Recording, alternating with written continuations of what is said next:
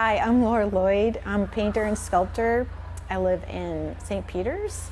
My studio is in Foundry Arts Center. I got started doing artwork. My mother and my grandmother were makers. Like, they'd make everything. Like, I was the kid with the homemade dress.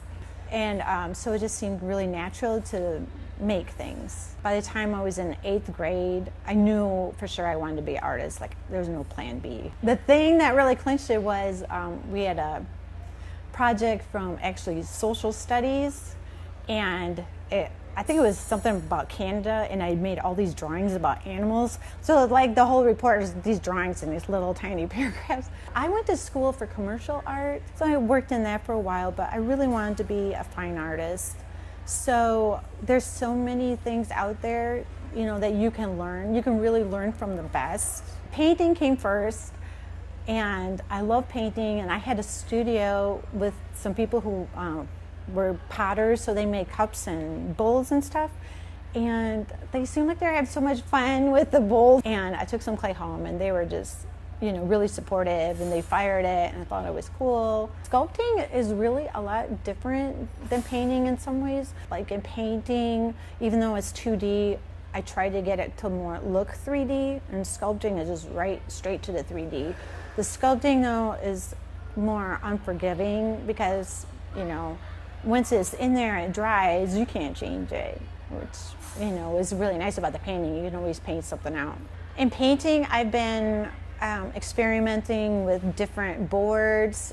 I even paint on metal, sometimes on glass, and it's kind of fun that way because the paint handles a little differently. I also have been starting to paint on like printed paper to like get the cool different backgrounds. So I'm a direct painter. I don't really sketch it out ahead of time. I just go for it. With sculptures, I usually have a little drawing that I, you know, think about beforehand. I am really interested in people, like curious about people, like how they think, or, you know, what they look like, what they do. So the expressions come depending on what I'm trying to communicate. Each piece is really different, but I think I do stay on the kooky side, and I really can't get away from that.